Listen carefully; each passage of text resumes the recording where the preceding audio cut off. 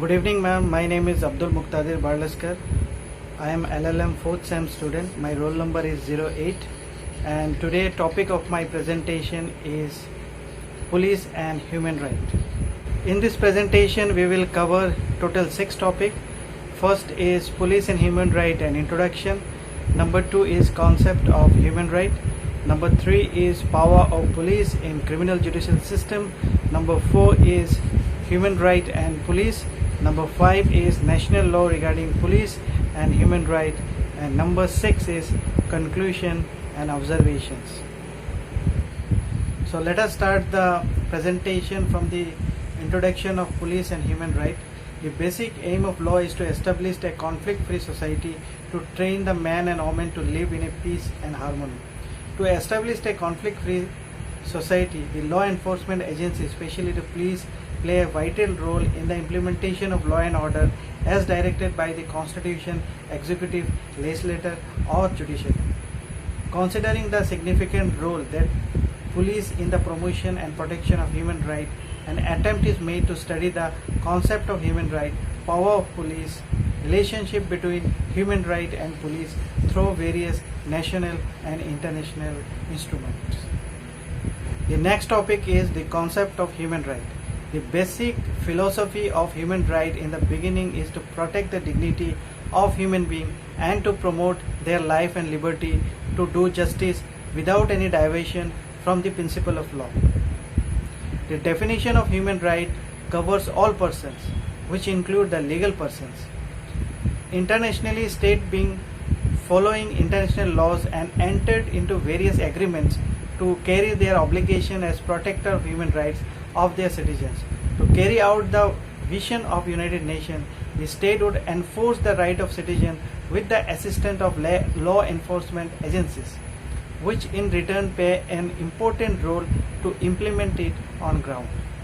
And the next topic is power of police in criminal judicial system.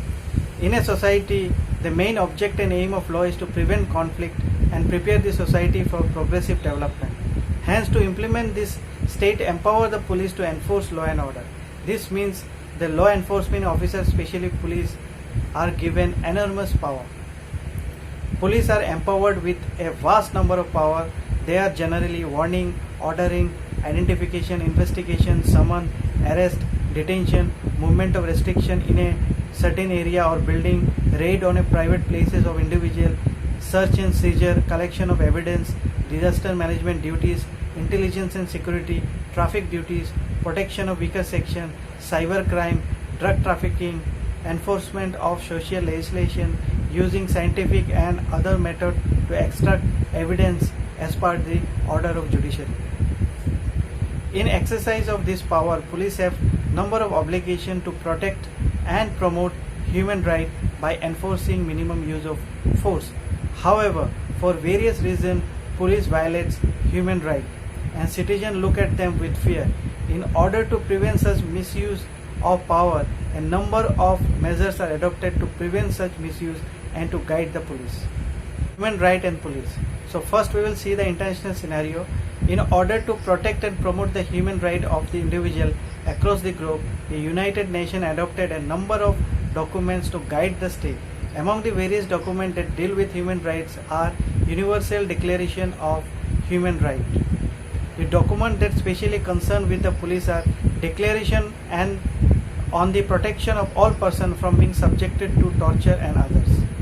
The first is Declaration on the protection of all persons from being subjected to torture and others. UN Declaration on protection from being subjected to torture and the cruel degradation of inhuman treatment or punishment 1975. Conduct for Law Enforcement Official 1979. Principle on the effective prevention and investigation of extra-legal, arbitrary and summary execution 1989. Declaration on the protection of all persons from enforced disappearance 1992. Convention against torture and other cruel, inhuman or degrading treatment or punishment 1984. And Civil and Political Right 1966. Basic Principle on the Use of Force and Firearm by Law Enforcement Official 1990, Standard Minimum Rule for Treatment of Prisoners 1977, Body of Principle for the Protection of All Persons Under Any Form of Detention 1988, Convention on Right of Child 1989, Rule for the Protection of Juvenile of Their Liberty 1990, Declaration on the Elimination of All Forms of Discrimination Against Women 1967, Declaration of Basic Principle of Justice for Various Victims of Crimes and Abuse of Power 1990. These all are UN declaration. UN High Commissioner for Human Rights adopted a number of guidelines which exist between police and human rights. Various documents, the Code of Conduct for Law Enforcement Officials and Police are law enforcement officer in the performance of their duty at all times need to respect and protect human rights. That is number one. Number two is law enforcement officials need to use force only if necessary. Number three is it is a duty of all law enforcement officials to keep all information about the persons during the investigation confidential. Number D is it is a duty of law enforcement official not to torture anyone. And the next topic is national law regarding police and human rights. The Constitution of India is the first national document directly endorses the aim and objective of United Nations and the UDHR. The framer of the Constitution are inspired by the ideas of human rights and adopted them as fundamental right and director principle of state policy. Article 22 of the Constitution of India says that any person arrested need to be informed of the ground and be produced before the magistrate or within 24 hours. Apart from the Constitution of India, a number of restrictions have been imposed on the power and functioning of police, especially to uphold the human right. They are the Police Act 1861, the Police Commission which was established in 1977 at the national level to bring a common practice among police administration. And in its second report, it has recommended that the Constitution of Criminal Justice Commission by enlarging the present Law Commission of India on statutory basis. The third report suggests an amendment to Section 155 of CRPC for effective police response in non-congeniable offences to protect the weaker section. The fourth report made a number of suggestions with respect to procedure for registration of FIR, recording the statement of witness. The fifth report mostly dealt with the information of police organization and its behavior regarding dealing with victims and criminals. The sixth and seventh report is on the structural change on the recruitment and service conditions and financial etc. To enhance the effective efficiency of police, especially to augment the human right of people, it has rendered a number of suggestions. Among the various, the following few need to be considered. Number one, it advises the independence of police functioning without restoring the misuse of power. And the next topic is conclusion and observation. Police play a vital role in enforcement of law and order. The success of any criminal justice system mainly depends on proper functioning of law enforcement officials, especially the police.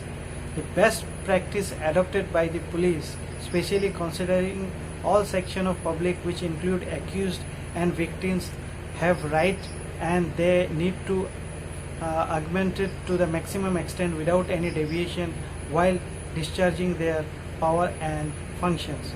In order to promote a human right culture, as rightly observed by Office of United Nations High Commission for Human Rights, police need to be regularly equipped with the obligations and commitment of the state about its human right.